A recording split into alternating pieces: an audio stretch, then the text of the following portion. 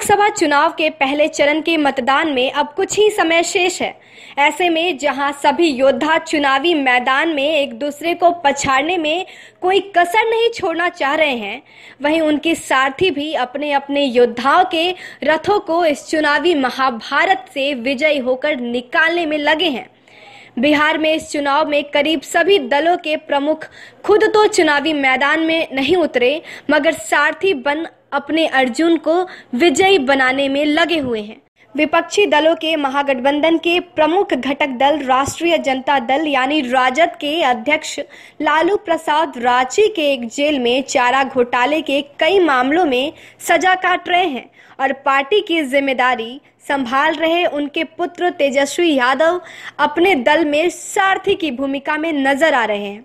तेजस्वी कहीं से चुनाव नहीं लड़ रहे हैं, मगर प्रतिदिन 3 से 4 चुनावी जनसभा कर अपने योद्धाओं की जीत सुनिश्चित कराने में लगे हैं। राजद की नेत्री और पूर्व मुख्यमंत्री राबड़ी देवी भी इस चुनावी महाभारत के योद्धाओं में शामिल नहीं हैं। वे भी सारथी बन चुनावी रण में अपने योद्धाओं को विजयी बनाने में प्रयासरत हैं। अगर देखा जाए तो कांग्रेस की भी परिस्थिति कुछ ऐसी ही है।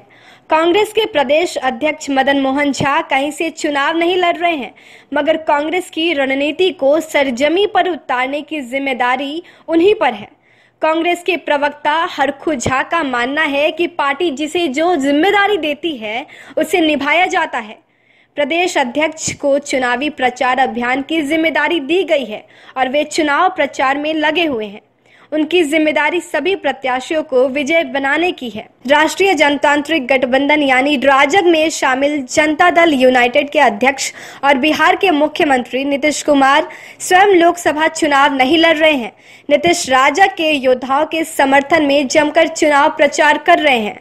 जदयू के प्रवक्ता नीरज कुमार भी कहते हैं कि मुख्यमंत्री नीतीश कुमार की छवि, उनके काम राजग के प्रत्याशियों को जीत दिलाने में निर्णायक बनेंगे।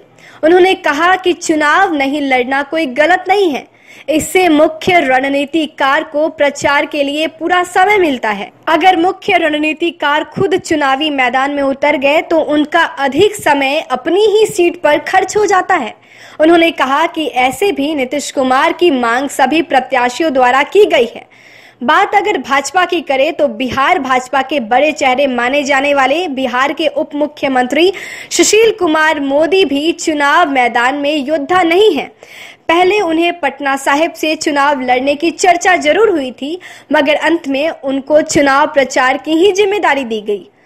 सुशील मोदी लगातार सुबह से शाम तक विभिन्न क्षेत्रों में जाकर राजग उम्मीदवारों के लिए वोट मांग रहे हैं। राजग में शामिल लोक जनशक्ति पार्टी यानी लोजपा के प्रमुख रामविलास पासवान भी इस लोकसभा चुनाव में चुनावी मैदान में नहीं हैं। उनकी जिम्मेदारी भी अपने दल सहित राजग के योद्धाओं को जिताने की है। बहरहाल रणनीतिकार सारथी की भूमिका में अपने अपने योद्धाओं को विजयी बनाने में लगे हैं। अब देखना दिलचस्प होगा कि कौन सारथी कृष्ण बन चुनावी महाभारत में विजयी होता है और लोकतंत्र का सरताज बनता है।